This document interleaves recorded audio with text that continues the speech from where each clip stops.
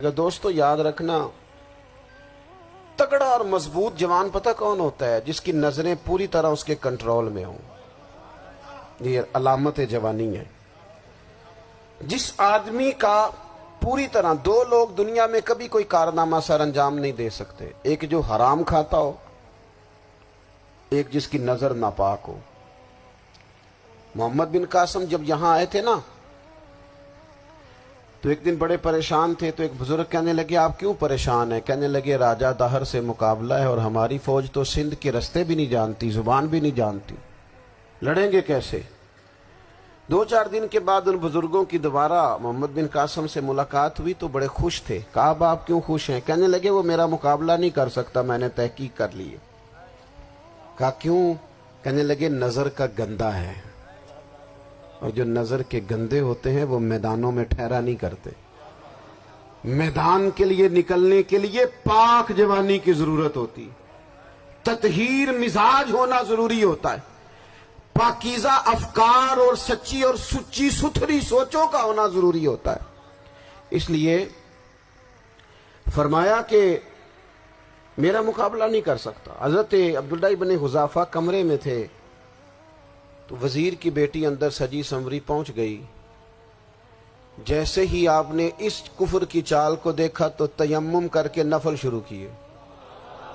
वो सारी रात बैठी रही, रब का बंदा सारी रात इबादत करता रहा। इबादत बड़ा सहारा है, मुसल्ला बड़ा सहारा है अल्लाह के बंदों। सुबह दरवाजा खोला, वजीर ने अपनी बच्ची से पूछना चाहता था रिजल्ट क्या निकला, तो वो कहने लगी, पीछे हट जा, अब तेरा मेरा ताल्लुक कोई नहीं, मैंने नबी पाक का कलमा पढ़ लिया।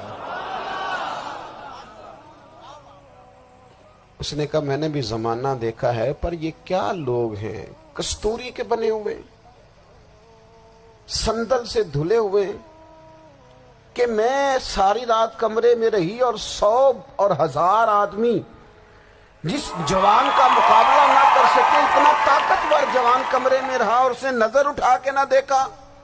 ओ कच्चा रंग ललारी वाला, जेड़ा चढ़दा ते लैंदा रहिंदा है, ए इश्क तेरे दा रंग मुहम्मद चढ़िया फेर नहीं लैंदा।